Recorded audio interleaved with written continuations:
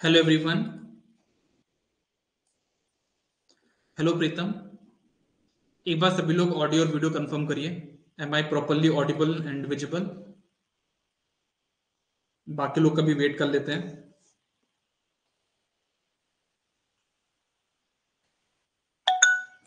प्रीतम कुछ बोलना चाह रहे हैं, सुन लेते हैं अपन। अच्छा, आप हैंड रेज किया आपने बताने के लिए, ओके ठीक है। आप कमेंट कर सकते हो प्रीतम, है ना, कमेंट भी कर सकते हो और साथ में हैंड रेज भी कर सकते हो। हैंड रेज का मतलब ये है कि अगर आपको मुझसे कुछ बात करनी तो हैंड रेज करना है, और अगर आपको कुछ टेक्स्ट करना तो आप वहां पे चैट सेक्शन के थ्रू कर सकते हो। धीरे धीरे लोग ज्वाइन कर रहे हैं।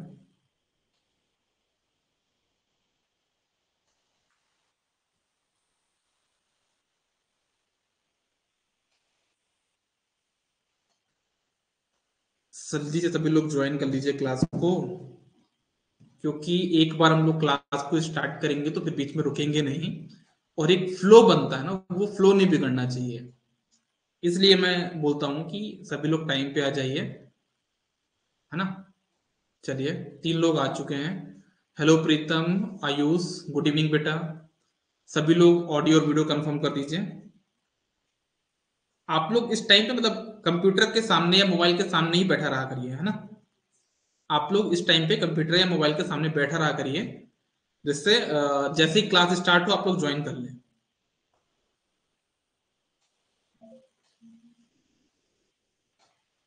और ये क्लास ऐसी है ना कि मैं ज्यादा टाइम वेस्ट नहीं कर सकता हूँ यार, है ना। 1-2 मिनट और वेट करते हैं बाकी लोगों के लिए भी। 1 से 2 मिनट और वेट कर लेते हैं, ठीक है। अच्छा, अपन ने लेक्चर 1 में क्या क्या डिस्कस किया था, तब तक ये तो पढ़ सकते हैं ना। तो लेक्चर 1 में हमने डिस्कस किया था किसके बारे में? लाइट के बारे में। लाइट का सोर्स क्या है, नेचुरल सोर्स क्या है, आर्टिफिशियल सोर्स क्या है ना। और हम मिरर कैसे बनाते हैं, प्लेन मिरर कैसे बनाते हैं, टाइप्स ऑफ मिरर कैसे होंगे, कॉनकेव मिरर कैसा होता है, कॉन्वेक्स मिरर कैसा होता है, ये सारी चीजें हम लोग डिस्कस कर चुके हैं। और कुछ जो बेसिक बेसिक फंडामेंटल चीजें थी ना, वो भी हम लोग वहां पे देख चुके हैं। तो चलिए, अब हम लोग विदा light and types of mirror हम लोग देख चुके हैं। मैं तो पार्टी छोड़ के आया हूं सर, क्या बात है आयुष, क्या बात है। देखो, यही जो रहता है ना आपका, एंड कॉमन टर्म्स भी मैंने आपको बताए थे, बिल्कुल ठीक है। तो एक चीज और बोलूंगा मैं कि आपका जो ये है ना डेडिकेशन, यही चाहिए आपके सिलेक्शन के लिए। अगर आपने अंदर ये डेडिकेशन रहेगा आगे चल के, तो सिलेक्शन मिल जाएगा, कोई दिक्कत की बात नहीं है। तो चलिए, विदाउट एनी डिले हम लोग क्लास को स्टार्ट करते हैं। जो लोग ज्वाइन करेंगे उनके पास रिकॉर्डिंग अवेलेबल रहेगी, तो वो उससे भी देख सकते हैं। तो चलिए, हम लोग आते हैं अपने लेक्चर नंबर 2 पे और उसको स्टार्ट करते हैं। आई होप आप सबको यहाँ पे लेक्चर नंबर 2 विजिबल होगा, ठीक है। और स्टार्ट करते हैं। देखो, आज का जो हमारा टॉपिक है वो है रे डायग्राम। रे डायग्राम कौन सी चीज है, आप इसको ये देखो। रे डायग्राम का जो हम लोग यूज करते हैं ना, वो ये होता है, मान लो मेरे पास एक मिरर है, मिरर के सामने एक ऑब्जेक्ट है, यहाँ पे जो डॉग बैठा है वो ऑब्जेक्ट है, उसकी एक इमेज फॉर्म हो रही है मिरर में। तो हम ये बोलते हैं रे डायग्राम लोग यूज करते हैं क्या पता करने के लिए कि ऑब्जेक्ट से इमेज की डिस्टेंस कितनी है, ये पता करने के लिए हम रे डायग्राम का यूज करते हैं। हमको जो इमेज मिलेगी वो सेम साइज की होगी या मैग्नीफाइड होगी, मतलब बड़ी इमेज देखने को मिलेगी या छोटी इमेज देखने को मिलेगी, ये सारी चीजें पता करने के लिए हम रे डायग्राम का यूज करते हैं।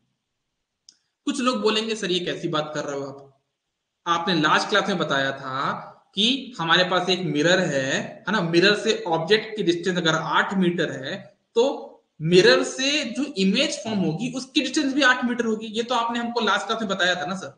तो यहां पे ऐसा क्यों बता रहे हो कि हमको रे डायग्राम को पता करना पड़ेगा? तो एक चीज बात ये समझना बेटा, कि जो मैंने आपको लास्ट क्लास में बताया था ना, जो भी मैंने आपको लास्ट क्लास में बताया था वो प्लेन मिरर के रिस्पेक्ट में था। जो भी मैंने लास्ट क्लास में बताया था ना आपको कि रे से आपका जो ऑब्जेक्ट है उससे इमेज की डिस्टेंस होगी, है ना, वो कैसे निकालना, ये मैंने कब बताया था आपको, किस केस में बताया था, वो प्लेन मिरर के केस में बताया था। लेकिन यहां पे मिरर कुछ भी हो सकता है। मिरर हो सकता है कि आपका कैसा हो, कॉन्वेक्स मिरर हो सकता है आपके पास वहां पे कॉनकेव मिरर भी हो। तो उन सब केस में आपको ऑब्जेक्ट से इमेज की डिस्टेंस पता करने के लिए हम रे डायग्राम का यूज करते हैं। तो लिखा, ये आपकी इमेज है, ये आपका ऑब्जेक्ट है। Distance of image from the object can be found by a method called रे डायग्राम। ठीक है। रे डायग्राम क्या है? It is a method of locating the position, size and nature of the image, कि हमारी जो इमेज होगी वो कैसी होगी, साइज कैसा होगा एंड उसका लोकेशन क्या होगा, पोजीशन क्या होगी। ओके। जैसे अगर पूछो कि कितने टाइप की इमेज आपने अभी तक देखी है, तो आप मेरे ख्याल से 3 से 4 टाइप की इमेज अभी तक देख चुके हो। एक होती है आपकी इरेक्ट इमेज, मतलब जैसे आप प्लेन मिरर में देखते हो ना, अपने घर पे जो मिरर लगा होता है, आप खड़े हो तो आप सीधे खड़े हो तो आप सीधे दिखाई दोगे वहां पे, मतलब कहने का मतलब है कि आपके पास सामने वहां पे एक सीधी इमेज, एक स्ट्रेट इमेज आपको देखने को मिलती है, उसको हम बोलते हैं इरेक्ट इमेज। एक आपके सामने होती है मैग्नीफाइड इमेज। मैग्नीफाइड इमेज का मतलब होता है, आपने देखा होगा ऐसे बहुत जगह पे कि आपका हाथ तो बहुत छोटा है लेकिन लेंस में अगर तो बहुत बड़ा दिखाई देता है आपको, उसको हम बोलते हैं मैग्नीफाइड इमेज। ओके, मतलब बड़ा दिखता है आपको। एक होता है आपका इन्वर्टेड इमेज, आप खड़े हो सीधे लेकिन आपको जो इमेज दिखाई देगी वो आपको उल्टी दिखाई देगी, उसको हम बोलते हैं आपका इन्वर्टेड इमेज।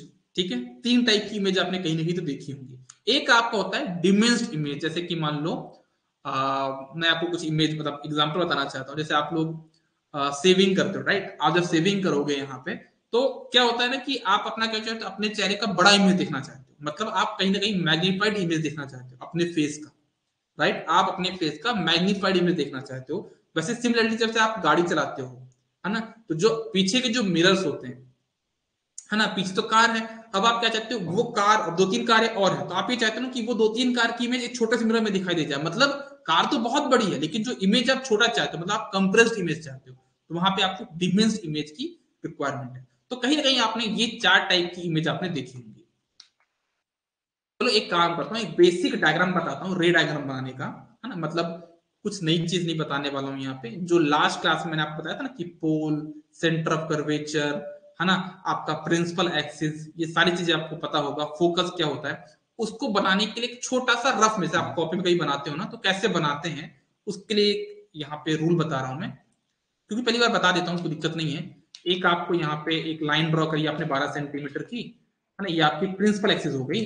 3 सेंटीमीटर छोड़ के आपको यहाँ पे अपना लेंस बना देना है, जो कि आपका पोल कहला जाएगा। ये आपका पोल हो गया और ये आपका लेंस बन गया। ठीक है, ये आपका लेंस बन गया। ठीक है, 3 सेंटीमीटर आपने यहाँ पे पोल मतलब आपने कॉनकेव मिरर बना लिया, आप देख सकते हो यहाँ पे। फिर आपने यहाँ पे फोकस बना लिया और आपने यहाँ पे सेंटर ऑफ कर्वेचर बना लिया। मैं यहाँ पे डिस्टेंस को दिखा रहा हूँ, आप देखो इस डिस्टेंस में जितना ही जितना कि आपका सेंटर ऑफ कर्वेचर से फोकस की डिस्टेंस है, उतना ही फोकस से पोल की डिस्टेंस है। ये चीज मैंने आपको लास्ट क्लास में ऑलरेडी बता चुका हूं। नहीं साहब, ज्यादा देर नहीं हो, जस्ट अभी हमने क्लास को स्टार्ट किया। ठीक है ना, तो कहने का मतलब क्या है कि जो मैंने आपको लास्ट क्लास में बताया ना कि सेंटर ऑफ कर्वेचर से फोकस की जो डिस्टेंस है, वही फोकस से पोल की डिस्टेंस है। आप यहां पे देख भी सकते हो, इसलिए मैंने इसको एक स्केल के थ्रू दिखाया हुआ है। ठीक है, ओके। अब देखना, रे डायग्राम बनाने के कुछ रूल्स हैं, रूल्स फॉर मेकिंग रे डायग्राम। रे डायग्राम बनाने के कुछ रूल्स हैं, उनमें से रूल नंबर 1 ये है कि जैसे मान लो हमको ये बोला जाता है कि मान लो हमारे पास कोई ना कोई ऑब्जेक्ट होगा, ठीक है, उस ऑब्जेक्ट से क्या निकलेंगी, रेज निकलेंगी, रे ऑफ लाइट निकलेगी। तो उस ऑब्जेक्ट से जो भी रे ऑफ लाइट निकलेगी, जस्ट अ सेकेंड, क्या हो गया,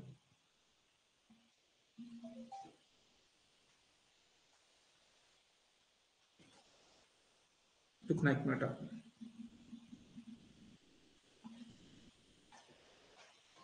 ओके, तो क्या बोला मैंने कि मान लो आपके पास पॉइंट भी लिखा है, a ray of light which is parallel to the principal axis of concave mirror.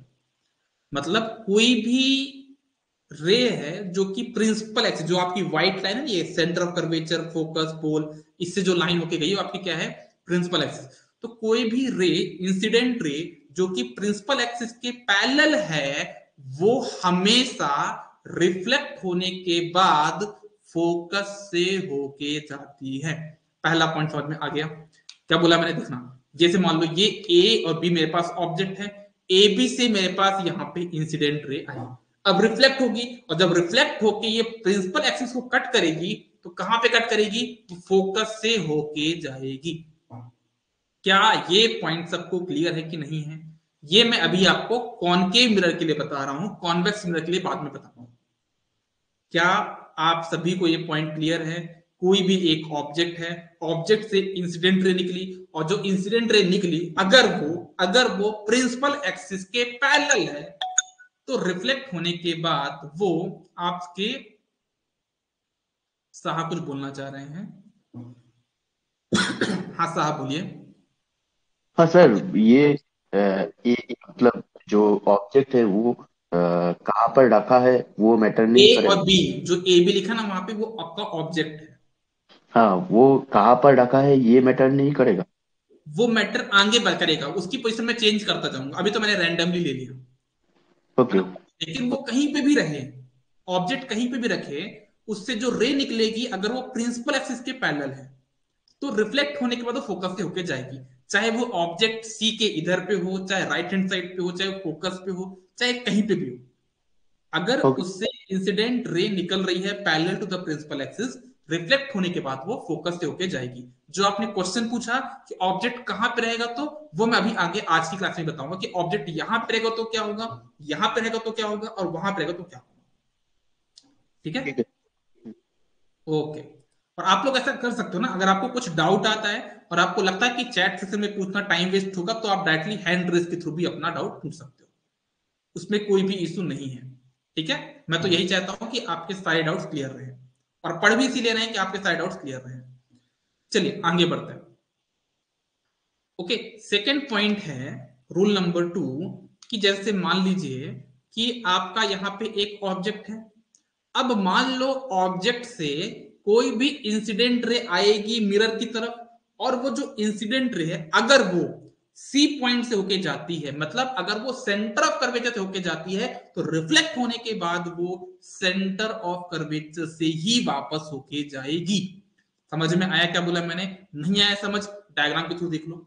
ये आपका ए बी ऑब्जेक्ट है, ऑब्जेक्ट से आपकी इंसिडेंट रे आई कहां पे, आपके कॉनकेव मिरर पे।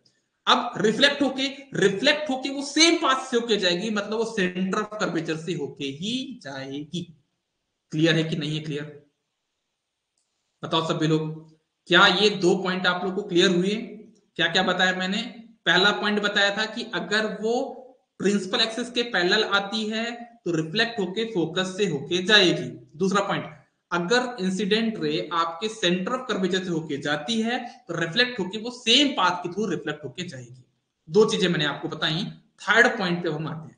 दो पॉइंट मैं आपको बता चुका हूं, आई थिंक आपको क्लियर भी होगा। तीसरा पॉइंट है कि मान लीजिए अगर मेरा जो इंसिडेंट रे है अगर वो फोकस से होके जाता है, तो क्या करोगे?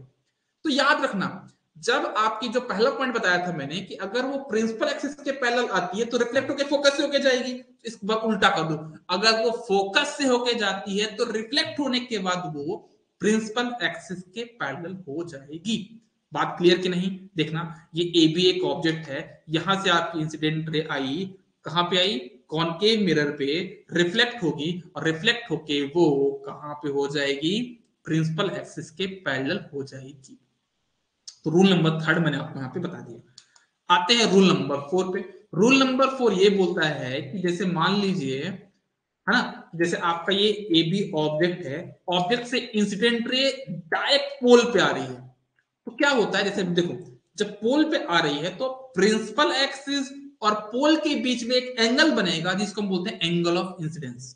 तो ये जब लाइन जो आपकी इंसिडेंट रे है जब रिफ्लेक्ट होके जाएगी, तो वो जो रिफ्लेक्टेड रे है वो प्रिंसिपल एक्सिस से उतना ही एंगल बनाएगी जितना कि आपका इंसिडेंस एंगल था, मतलब कि आपका incidence angle will be equal to reflected angle. जैसे कि आप यहां पे देख सकते हो, ये आई इक्वल टू आर। बात क्लियर हुई कि नहीं हुई? आप यहाँ पे इसकी जो रूल नंबर 4 है उसका आप यहाँ पे स्टेटमेंट भी पढ़ सकते हो। स्टेटमेंट क्या है आपके पास यहाँ पे? A ray of light which is incident at the pole of concave mirror is reflected back, making the same angle with the principal axis. I hope आपको ये सारी चीजें क्लियर हो गई होंगी। चलिए रिकॉल कर लिया जाए क्या, जो मैंने चार रूल्स बताए आपको, वो चारों रूल्स मैं आपके सामने यहां पे फिर से बताने वाला हूं, for your for your revision purpose, है ना। आपको एक बार और पता चल जाए, जो चार रूल बताए मैंने वो चार रूल मैं आपको फिर से बताने वाला हूं रे डायग्राम को बनाने के लिए। पहला रूल क्या था, सबको ध्यान समझना है ना, फिर से ध्यान समझिएगा। पहला रूल ये था कि कोई ऑब्जेक्ट है ना, उससे इंसिडेंट रे अगर प्रिंसिपल एक्सिस के पैरेलल होके जाएंगी तो रिफ्लेक्ट होके फोकस से होके जाएंगी। बहुत अच्छी बात है। रूल नंबर 2, अगर वो सेंटर ऑफ कर्वेचर से होके जाएगा तो सेंटर ऑफ कर्वेचर से रिटर्न भी होगा। बहुत अच्छी बात है। थर्ड नंबर पॉइंट, अगर वो फोकस से होके जाता है तो रिफ्लेक्ट होने के बाद वो प्रिंसिपल एक्सिस के पैरेलल हो जाएगा। बहुत अच्छी बात है। रूल नंबर 4, अगर कोई भी ऑब्जेक्ट से इंसिडेंट रे निकलती है राइट पोल पे आती है, जितना आपका इंसिडेंस एंगल होगा उतना ही आपका रिफ्लेक्शन एंगल भी होगा। अब देखो, अब देखो, अब देखो, अब यहाँ पे आप जो आप पूछ रहे थे ना कि हमारा ऑब्जेक्ट कहाँ पे रखा, क्या उस पर डिपेंड नहीं करेगा। तो अब मैं यहाँ पे क्या करूंगा, अपने ऑब्जेक्ट को डिफरेंट डिफरेंट पोजीशन पे लेके जाऊंगा। तो पहले क्या मानता हूं कि जो मेरा ऑब्जेक्ट है वो सी से बहुत दूर रखा, बियॉन्ड रखा है, तो उस केस में मेरे पास इमेज कैसे देखने को मिलेगी। फिर मैं क्या करूंगा, उस ऑब्जेक्ट को मैं सी पॉइंट पे लेके आऊंगा, फिर देखूंगी इमेज कैसे बनती है। फिर उस ऑब्जेक्ट को मैं फोकस पे लेके आ जाऊंगा, फिर फोकस से पोल के बीच में लेके आ जाऊंगा। इन सभी केसेस में देखूंगा कि मुझे इमेज कैसी कैसे देखने को मिलती है। ठीक है, तो चलो आगे बढ़ते हैं और हम देखते हैं कि अगर मेरा जो ऑब्जेक्ट है वो सी पॉइंट पे है तो हमको इमेज कैसे देखने को मिलेगी। देखना, सबसे पहले तो मैंने यहाँ पे अपनी प्रिंसिपल एक्सिस बना ली, पोल बना लिया, मैंने लेंस बना लिया, फोकस बना लिया, एंड मैंने यहाँ पे सेंटर ऑफ कर्वेचर भी बना लिया। आई थिंक आपको यहाँ तक क्लियर हो गया होगा। और सी पॉइंट जो आपको जो सेंटर ऑफ कर्वेचर, उससे बहुत दूर में यहाँ पे क्या रखना, आपका ऑब्जेक्ट रखना। तो यहाँ पे मैंने अपना ऑब्जेक्ट रख दिया एबी। यहां तक क्लियर है। मैंने ऑब्जेक्ट को सी पॉइंट से दूर रखा क्योंकि मैंने डिफरेंस नहीं दिया कि मुझे जो ऑब्जेक्ट रखना है वो बियॉन्ड सी रखना है। अब मुझे देखना है कि इसकी इमेज मुझे कैसे देखने को मिलेगी। क्या इसकी जो इमेज होगी वो रियल होगी, क्या इसकी जो इमेज होगी वो सीधी होगी, क्या इसकी इमेज मैग्नीफाइड होगी या कंप्रेस्ड होगी, वो सारी चीजें मैं यहाँ पे डिस्कस करने वाला हूं। इवन मैं उसकी पोजीशन भी बता पाऊंगा कि जो ऑब्जेक्ट बियॉन्ड सी रखा हुआ है, मतलब बियॉन्ड सेंटर ऑफ कर्वेचर रखा हुआ है, तो क्या उसकी image beyond centre of curvature आएगी या सी और एफ के बीच में आएगी या फोकस पे बनेगी इमेज। वो सारी चीजें हम लोग यहाँ पे डिस्कस करने वाले हैं। और उन सबको डिस्कस करने के लिए हमको एक छोटे से कॉन्सेप्ट को यूज करना पड़ेगा, जो मैंने अभी आपको 4 कॉन्सेप्ट बताए हैं। कैसे बताएं, जैसे मान लो ये ए बी ऑब्जेक्ट है, ए बी से अगर कोई भी इंसिडेंट रे आती है मिरर की तरफ और वो पैरेलल है प्रिंसिपल एक्सिस के, तो मुझे आप सभी लोग बताओ रिफ्लेक्ट होके ये कहां से जाएगी। सर अभी आपने 4 रूल्स बताए थे, उनमें से रूल नंबर 1 यही था कि अगर आपकी इंसिडेंट रे प्रिंसिपल एक्सिस के पैरेलल आती है तो रिफ्लेक्ट होके फोकस से होके जाएगी। ये आपने बना लिया। अब सेकंड पॉइंट और बताया था मैंने कि अगर आपका इंसिडेंट रे फोकस से होके जाती है तो रिफ्लेक्ट होके प्रिंसिपल एक्सिस के सिमिलर हो जाएगी, पैरेलल हो जाएगी। अब देखो यहाँ पे आपका जो ऑब्जेक्ट बन रहा है ना, वो ऑब्जेक्ट समथिंग यहाँ कहीं पे बन रहा है। मतलब जो आपकी इमेज जो बन रही, सॉरी, जो आपकी इमेज बन रही है वो कहां पे बन रही है, आपकी यहां पे बन रही है, मतलब सी और एफ के बीच में बन रही है। देखो ये, अब आप देखो आपका जो ऑब्जेक्ट था वो था ए और बी। आप थोड़ा सा अगर आपके अंदर यहाँ पे कॉमन सेंस होगा, थोड़ा सा रीजनिंग एप्टीट्यूड आप लगा पाओगे, तो देखो मुझे ये बताओ कि ए बी की अगर हाइट मालूम आता हूं 5 सेंटीमीटर है, तो यहाँ पे ए डैश और बी डैश की हाइट क्या 5 सेंटीमीटर होगी? कभी नहीं होगी, कभी नहीं होगी। मैथ्स ये बोलता है कि ए डैश बी डैश की हाइट उतनी नहीं होगी जितनी की अभी एक्चुअल में है। मतलब इमेज आपकी यहाँ पे कंप्रेस्ड इमेज देखने को मिलेगी, छोटी इमेज देखने को मिलेगी। इवन मुझे आप ये बताओ इमेज यहाँ पे सीधी है या उल्टी है? तो आप बोले भाई इमेज तो इन्वर्टेड है ना। अरे भाई ऑब्जेक्ट कैसा था ए और बी, यहां तो बी डैश और ए डैश हो गया ना, तो इमेज कैसी मिलेगी आपको? इन्वर्टेड मिलेगी। और मैंने आपको ये बताया कि जो इमेज है, जो आपकी इमेज है, ये रियल दुनिया का पार्ट है या इमेजनरी दुनिया का पार्ट है? तो क्या बोलोगे? This is a part of real world. मतलब आपकी जो इमेज होगी वो रियल होगी, कंप्रेस्ड होगी और आपका इन्वर्टेड होगी। और जो आपका इमेज की पोजीशन है वो सेंटर ऑफ कर्वेचर से फोकस के बीच में होगी। तो आप यहां देखना, पोजीशन ऑफ इमेज क्या होगी? Between C and F. Nature of image कैसा होगा? आपका रियल होगा, है ना, इन्वर्टेड होगा एंड आपका डिमिनिश्ड होगा या फिर कंप्रेस्ड होगा। क्या ये पॉइंट सभी को क्लियर हुआ कि नहीं हुआ? ई ए क्या इंफिनिटी, इन ई ए क्या इंफिनिटी पोजीशन है? ई ए समझा नहीं साहब। आप हैंड रेस कर सकते हो ना, बिल्कुल निस्फिकर होकर हैंड रेस करो। कहीं पे भी डाउट आता है डायरेक्ट आप यहां पे हैंड रेस कर लो। अपना ही प्लेटफॉर्म में डरने की कहानी नहीं है।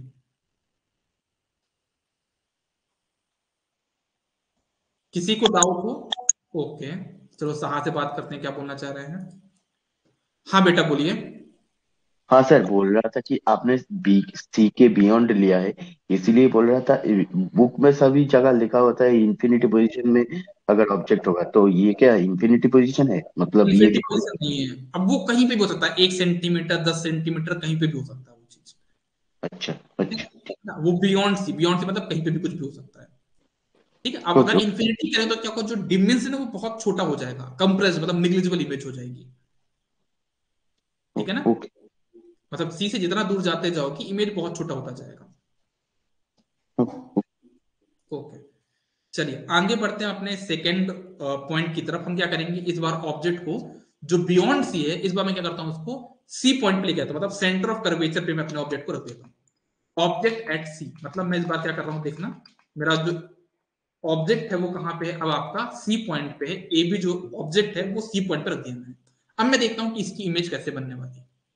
तो फिर से मैं अपना रे डायग्राम का कॉन्सेप्ट लगाऊंगा।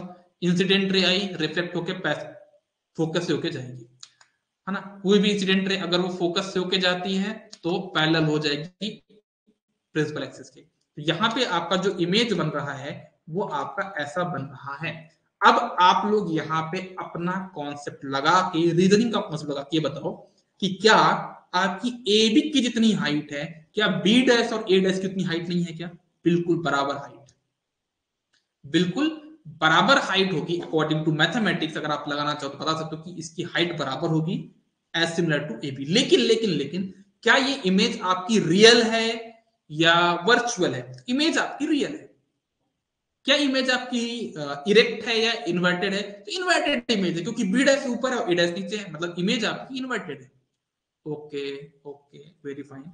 और आपकी जो इमेज होगी वो क्या होगा, सेम साइज होगा, है ना। यहाँ पे कंप्रेस्ड भी नहीं है और मैग्नीफाइड भी नहीं है। आपकी इमेज यहाँ पे क्या होगी, सेम साइज की होगी। और जो पोजीशन होगी इमेज की वो कहाँ पे होगी, सेंटर ऑफ कर्वेचर पे ही होगी।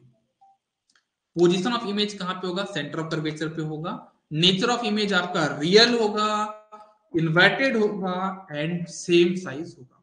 आई होप आपको ये पॉइंट भी क्लियर हो गया होगा। चलो अब आगे बढ़ते हैं। अब हम इमेज को, अपना जो ऑब्जेक्ट है वो कहां पे रखते हैं, फोकस और सेंटर ऑफ कर्वेचर के बीच में रखते हैं। देखना मैंने अपना जो ऑब्जेक्ट रखा वो सेंटर ऑफ कर्वेचर और फोकस के बीच में रखा। अब देखना, इंसिडेंट रे आई, रिफ्लेक्ट होके फोकस से होके जाएगी। साहा पॉइंट क्लियर हो कि नहीं हो रहा आपको?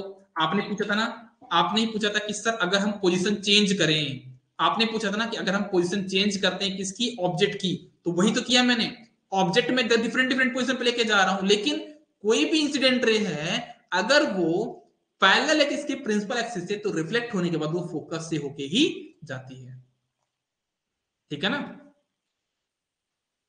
क्लियर है चीज? ओके, चलो आगे बढ़ते हैं।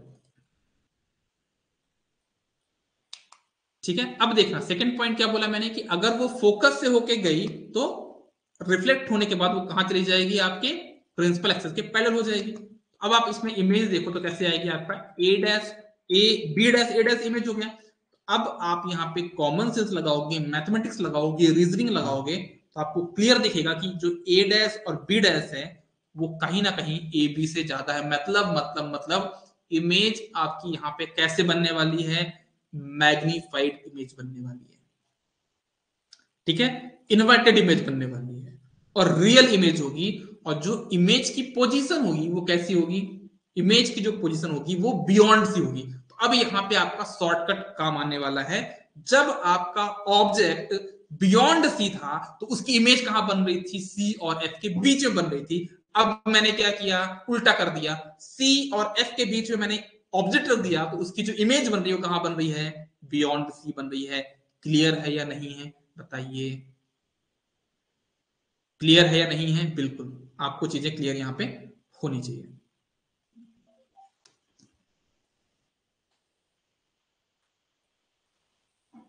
ठीक है, आई थिंक आपको यहां तक सारी चीजें क्लियर हो गई होंगी। चलिए आगे बढ़ते हैं ना। तो इसमें आप देख सकते हो कि आपका जो पोजीशन होगा क्या होगा, बियॉन्ड सी होगा। और जो नेचर ऑफ इमेज होगा वो तो रियल है, और आपका इन्वर्टेड है इमेज, देखने को सामने आ रहा है, और आपकी मैग्नीफाइड इमेज है। अब मैं क्या करता हूं, मैं अपने ऑब्जेक्ट को फोकस पे रख के देखता हूं। देखना, मैं अपनी जो ऑब्जेक्ट है उसको फोकस पॉइंट पे मैंने रख दिया। फिर यहां पे लगाते अपना कॉन्सेप्ट रे डायग्राम का। तो ये आपकी इंसिडेंट रे है, रिफ्लेक्ट होके वो फोकस से होके जाएगी। बहुत अच्छी बात है। अब दूसरी बात को थोड़ा समझने में आपको यहाँ पे दिक्कत होगी।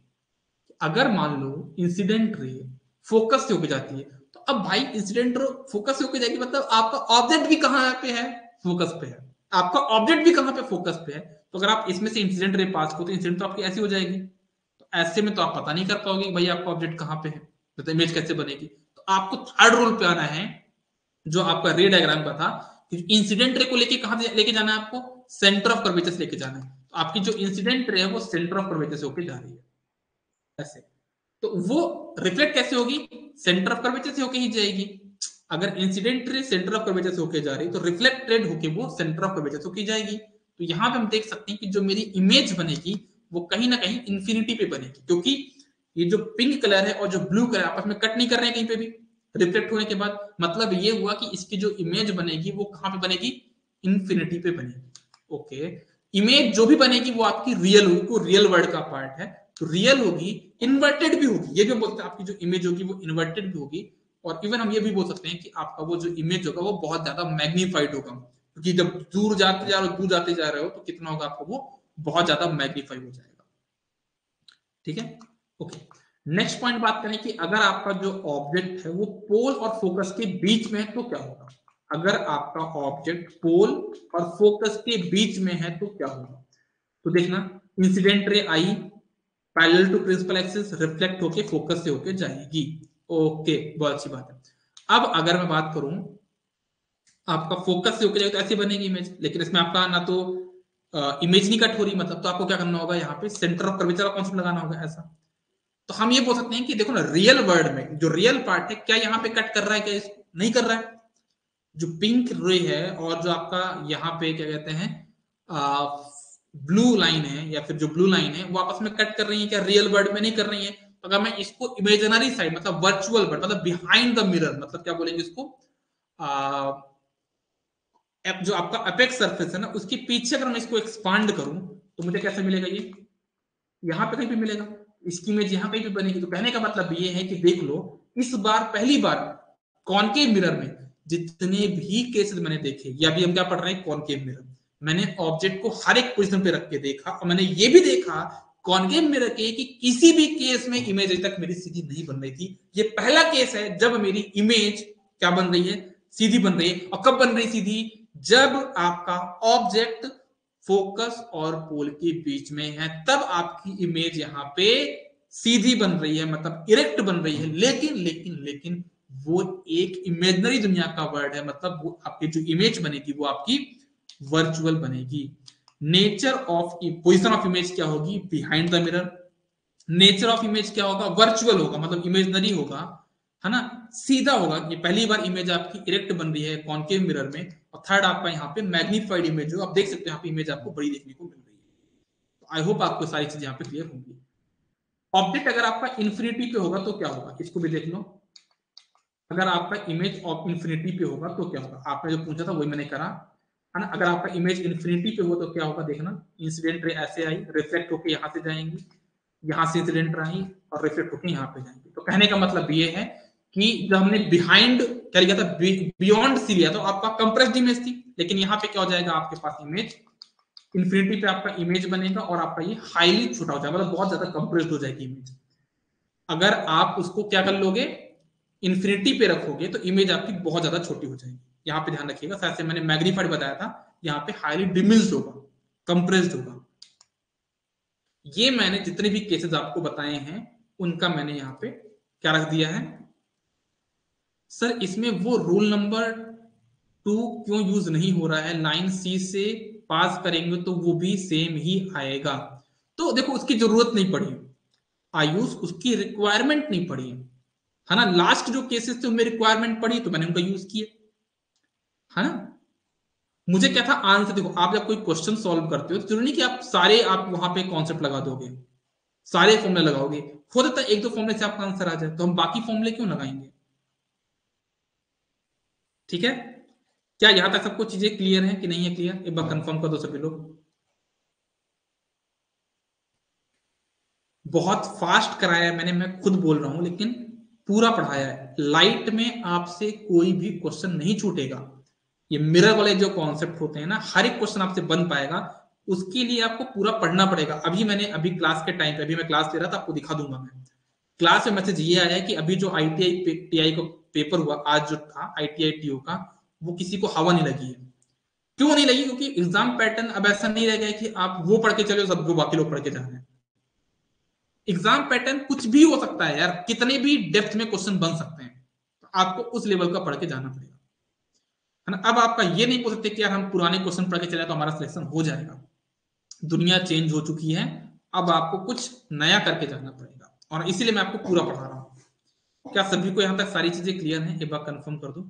अभिषेक, आयुष एंड साहा, तीनों आप बता दीजिए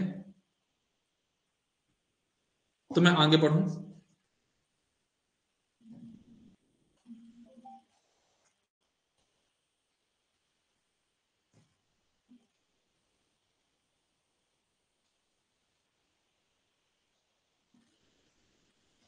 चलो ओके, आगे बढ़ते हैं, कहानी को आगे पहुंचाते हैं अपन।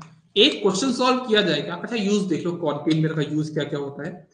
इसका जो यूज होगा कहां पे होगा? हेडलाइट में होगा, लाइट एंड व्हीकल, है ना, सेविंग मिरर्स में होगा, आपका डेंटिस्ट में होगा, सोलर फर्नेस पे होगा, एंड डॉक्टर्स हेड मिरर पे होगा। ये मैंने इनके आपके सामने इनके यूज भी बता दिए। अब हम देखते हैं कि हमारा जो कॉन्वेक्स मिरर होगा, अभी तक मैंने आपको क्या बताया था यार? अभी तक मैंने आपको जो भी बताया था वो बताया था रे डायग्राम किसके लिए? कॉनकेव के लिए। कॉन्वेक्स मिरर के लिए बताया था क्या? मैंने नहीं बनाया, तो चलो कॉन्वेक्स मिरर के लिए देखते हैं। कॉन्वेक्स मिरर के लिए देखना क्या है आपका, कि जैसे मान लो इसमें भी सेम है। देखो इसमें मैंने आपको कल क्या बताया था, कॉन्वेक्स मिरर में आपका जो फोकस होता है और सेंटर ऑफ कर्वेचर होता है वो एक इमेजिनरी होती है, वर्चुअल होते हैं, और आपका ऑब्जेक्ट यहाँ पे होगा, कहां पे? इधर कहीं पे। तो अगर मान लो कोई ऑब्जेक्ट यहाँ पे आपके सामने रखा हुआ है, इससे इंसिडेंट रे आई रिफ्लेक्ट हो जाएगी। जब रिफ्लेक्ट होके जाएगी तो अगर मैं इसको पीछे साइड एक्सपांड करूं तो फोकस से होके जाएगी। अरे भाई कॉनकेव मिरर में भी तो यही था, लेकिन वहां पे क्या था भाई? वहां पे ये था कि आपका जो फोकस था वो रियल वर्ल्ड का पार्ट था, लेकिन यहाँ पे इमेजिनरी वर्ल्ड का पार्ट है, तो इसको आपको पीछे साइड एक्सपेंड करना पड़ेगा। तो आप इसका जो स्टेटमेंट है वो देख लो। A ray of light which is parallel to the principal axis of convex mirror appears to diverge from a focus after reflection from the mirror। ये पॉइंट आपको क्लियर हो गया होगा। रूल नंबर 2, अगर वो सेंटर ऑफ कर्वेचर से होके जाएगी तो रिटर्न भी वहीं से होके जाएगी। तो ये रूल यहाँ पे भी देख लो, कोई ऑब्जेक्ट है, इंसिडेंट रे आपका सेंटर ऑफ कर्वेचर से होके जा रहा है, तो रिफ्लेक्ट होने के बाद सेंटर ऑफ कर्वेचर से होके ही जाएगा। ये पॉइंट भी क्लियर हो गया। तो रूल नंबर थर्ड ये कि अगर आपका कोई भी इंसिडेंट रे प्रिंसिपल फोकस से होके जाता है, तो रिटर्न होने के बाद वो क्या हो जाएगा? प्रिंसिपल एक्सिस के पैरेलल हो जाएगा। तो जो हमने कॉनकेव में पढ़ा था, हमने वो कॉन्वेक्स में भी पढ़ लिया, लेकिन हमको ये ध्यान रखना है कि उसको पीछे साइड को थोड़ा सा एक्सपांड करना पड़ेगा। ठीक है। रूल नंबर 4, जितना इंसिडेंस एंगल बनता है उतना ही आपका वो रिफ्लेक्शन एंगल होगा, राइट। ये तो रूल नंबर 4 आपको पता ही है। अब हम देखते हैं कॉन्वेक्स मिरर में ऑब्जेक्ट को डिफरेंट पोजीशन पे रखिए। मैं रखता हूं आपका कॉन्वेक्स मिरर में जो ऑब्जेक्ट है वो इन्फिनिटी पे रख के देखता हूं। मैंने क्या किया, यहाँ पे आपका इन्फिनिटी पे ऑब्जेक्ट रख दिया। तो देखो जितनी भी इंसिडेंट आई हैं वो प्रिंसिपल एक्सिस के पैरेलल है, तो रिफ्लेक्ट होने के बाद तो फोकस से होके जाएंगे, तो फोकस से होके जाएंगे। तो आपका जो इमेज बन रहा है वो कहाँ पे बन रहा है? फोकस पे बन रहा है ना।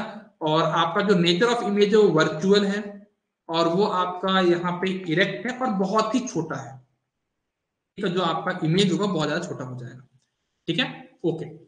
नेक्स्ट बात की जाए, अगर मैं ऑब्जेक्ट को इन्फिनिटी और पोल के बीच में रख दूं तो क्या होगा? आपका जो ऑब्जेक्ट है वो इन्फिनिटी और पोल, जो ए बी है वो इन्फिनिटी और पोल के बीच में है। इस बार आपका इमेज कैसा बनेगा वो देख लो। आपकी incident ray I parallel to the principal axis, reflect होके वो फोकस से होके जाएगी, बहुत अच्छी बात है। अगर वो सेंटर ऑफ कर्वेचर से होके जा रही है तो वो रिफ्लेक्ट होने के बाद सेंटर ऑफ कर्वेचर से होके ही जाएगी, देखो, है ना। इंसिडेंट रे अगर वो सेंटर ऑफ कर्वेचर से होके जाइए तो रिटर्न होके भी सेंटर ऑफ कर्वेचर से होके जाएगी। ये पॉइंट भी क्लियर हो गया। तो आपकी जो इमेज बनेगी वहां पे बनेगी ऐसा, जो कि बहुत छोटी होगी। देख सकते ना, आपकी जो इमेज होगी वो कंप्रेस्ड होगी, इरेक्ट होगी। इमेज सीधी है, इमेज आपकी सीधी है और वर्चुअल इमेज है, और आपका कंप्रेस्ड इमेज है। और जो आपका जो अगर बात की जाए यहाँ पे आपका जो इमेज बनेगा वो पोल और फोकस के बीच में बनेगा। बिटवीन P एंड F आपके पास इमेज बनेगी। इमेज आपकी वर्चुअल होगी, इरेक्ट होगी और कंप्रेस्ड होगी, मतलब डिमिनिश्ड इमेज होगी। जैसे कि आप ये देखो, है ना, आपने देखा होगा ना, ऐसे मान लो जो शॉपिंग वाले जो कैमरे होते हैं उनके सामने एक मिरर लगा होता है। कौन सा? ये वाला मिरर। इसमें क्या होता है कि ये क्या करता है, बहुत सारी चीजों को छोटे से पार्ट में कैद कर लिया। मतलब कहने का मतलब ये है कि एक बड़े ऑब्जेक्ट की छोटी इमेज, देखो ना कितना ज्यादा एरिया इसने कवर कर लिया। आप देखो पूरा पूरा रूम की फोटो यहाँ पे आ रही है। तो मतलब हमारा जो इसका यूज होता है सॉफ्ट सिक्योरिटी मिरर में इसका यूज होता है। किसका? कॉन्वेक्स मिरर का।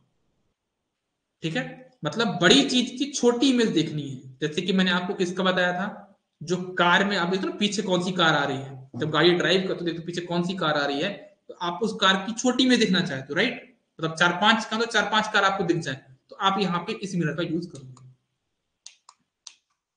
ठीक है, आई होप आपको क्लियर हो गया। देखो ये मैंने बताया, why is convex mirror used as rear view mirror in vehicle. आपको बड़ी इमेज देखनी, मतलब बड़े ऑब्जेक्ट की छोटी इमेज देखनी है, मतलब वाइड फील्ड ऑफ व्यू, मतलब पूरे रोड आप देखना चाह रहे हो कॉन्वेक्स मिरर के थ्रू, वो पॉसिबल है। ठीक है, ये आप देख सकते हो यहाँ पे।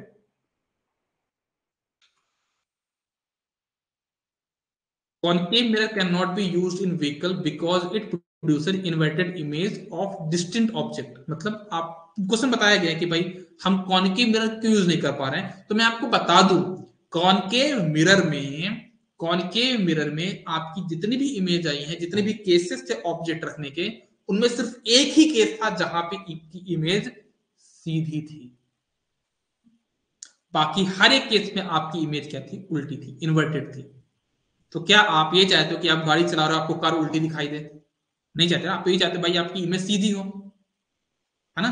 तो इस वजह से कॉनकेव मिरर हम लोग यूज नहीं कर पा रहे थे। एक क्वेश्चन आप बताओगे, क्वेश्चन यहाँ पे क्या पूछा गया है? अच्छा स्टेटमेंट है कि क्या है, देखते हैं क्वेश्चन।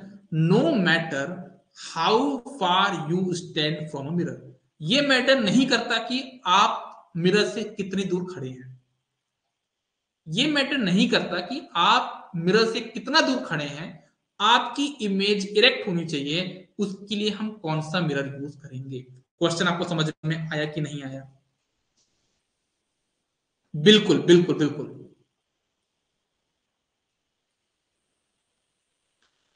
ठीक है, बिल्कुल कराएंगे बेटा। इसका आंसर बताओ ना यार थोड़ा सा आप लोग। No matter how far you stand from a mirror, your image appears erect, this the mirror may be। आपका मिरर यहां पे क्या होगा? ऑप्शन देखना। पहला है plane mirror, concave mirror, convex mirror, plane और कॉन्वेक्स मिरर। क्या बोलोगे? देखो इसका जो आंसर होगा वो क्या होगा? प्लेन एंड कॉन्वेक्स मिरर होगा। इसको थोड़ा सा एक्सप्रेशन बताता हूं। प्लेन मिरर में तो होता नहीं ये चीज। कैसे? आप देखो, अगर आप प्लेन मिरर के सामने खड़े हो तो वो आपका हमेशा इरेक्ट इमेज बनाता है, तो प्लेन मिरर तो होगा, बिल्कुल सही बात है।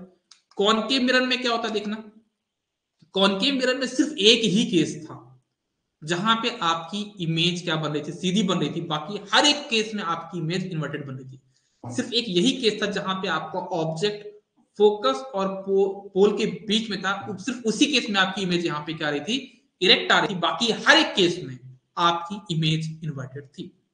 तो आपका आंसर कॉनकेव तो होगा नहीं। कॉन्वेक्स में क्या होता है? हर एक केस में आपकी इमेज क्या मिलती है? आपको इरेक्ट इमेज देखने को मिलती है। तो आपका जो करेक्ट आंसर होगा क्या होगा? डी होगा। मतलब प्लेन मिरर और कॉन्वेक्स मिरर पे आपकी इमेज हमेशा सीधी देखने को मिलेगी। एक क्वेश्चन पूछा गया है, name a mirror that can give an erect and in large image of an object. इसका आंसर बढ़िया, देखता हूं कौन क्या दे पाता है। इसका आंसर क्या होगा? आपको एक ऐसी मिरर का नाम बताना है जो कि एक सीधी इमेज दे और बड़ी इमेज दे उसकी। तो कौन सा इमेज हो, कौन सा आपका मिरर होगा? क्या कॉन्वेक्स मिरर में कहीं पे भी आपको मैग्नीफाइड इमेज देखने को मिली? क्या आपको इनलार्ज इमेज देखने को मिली कॉन्वेक्स मिरर में? कॉन्वेक्स आपका इरेक्ट तो देता हर एक केस में, लेकिन क्या आपने उसमें कहीं पे भी मैग्नीफाइड इमेज दिया? नहीं। अगर हम बात करें इरेक्ट और इन लार्ज इमेज आपको चाहिए, तो सिर्फ आपका कॉनकेव मिरर का जो लास्ट वाला केस था सिर्फ उसी में बन पा रहा है। मतलब जब आपका ऑब्जेक्ट पोल और फोकस के बीच में होगा, कौन से मिरर में, कॉनकेव मिरर में, उस केस में आपका जो इमेज बनेगा वो क्या होगा, आपका इरेक्ट होगा, मतलब सीधा होगा और इनलार्ज होगा। तो आप यहाँ पे डायग्राम के थ्रू भी देख सकते हो, मैं यहाँ पे डायग्राम दिखा देता हूँ। Concave mirror gives an erect and enlarged image when the object is between pole and principal focus. I hope आपको सारी चीजें क्लियर होंगी। ठीक है, क्लियर है भाई? ये लेक्चर नंबर 2 हुआ। मतलब मेरे ख्याल से आपका जो है तो मेजर पार्ट हमने लाइट का कवर कर लिया है। एक क्लास और लेंगे, है ना, और लाइट का पूरा कवर कर लेंगे। मतलब 3 क्लास हो जाएंगी और एक क्लास और लगाऊंगा मैं लाइट के बारे में, जहां पे मैं लाइट पे जितने भी क्वेश्चन बन सकते हैं वो सारे क्वेश्चन ऑब्जेक्टिव फॉर्म में यही पटक दूंगा। ठीक है ना, क्या करने वाला हूं मैं, कल एक क्लास और लूंगा, जितनी थ्योरी बची है वो पूरी करा दूंगा मैं, है ना। लाइट आपका पूरा हो जाएगा। एक क्लास लाइट होने के बाद एक क्लास और लूंगा मैं, जहां पे लाइट के ऑलमोस्ट मतलब जितने भी क्वेश्चन मुझे दिखाई देंगे सारे क्वेश्चन सॉल्व करा दूंगा। जो इन कॉन्सेप्ट से नहीं होंगे उनको रख लेंगे हम लोग, लेकिन पढ़ लेंगे। और फिर इसके बाद क्या करना है, उन चारों लेक्चर को देख के आपको एक पेज में पूरे नोट्स बनाने, शॉर्ट नोट्स। एक पेज में पूरे पूरे शॉर्ट नोट बनाना, मतलब लाइट ऊपर हेड डालना, उस पेज पूरा पूरा लाइट आपका कवर हो जाना चाहिए। ऐसे आपका टोटल टोटल अगर बात करो जनरल साइंस में, टोटल 15 से 20-25 तो टॉपिक है, 20-25 टॉपिक है। 20-25 पेज में आपको जनरल खत्म कर देना है। मतलब सुबह बैठे आधे घंटे में पूरा रिवीजन खत्म जनरल साइंस का। पूछो हमसे क्या क्वेश्चन पूछोगे आप, ऐसा हमको पढ़ना है। उस लेवल की हमको प्रिपरेशन करनी है। और जब आपके अंदर इतनी इस लेवल की प्रिपरेशन होगी ना, तभी जाकर आपका सिलेक्शन होगा। क्योंकि आज के डेट में इतना ज्यादा कंपटीशन है ना कि आपको मतलब ये सोच के जाते कि हम ये छोड़ दें तो हमारा सिलेक्शन हो जाएगा, आपको पूरा पढ़ के जाना पड़ेगा। ठीक है, तो चलिए क्लास को हम लोग यहीं पे खत्म करते हैं, मिलते हैं आपकी नेक्स्ट क्लास में। Good day, all the best, take care.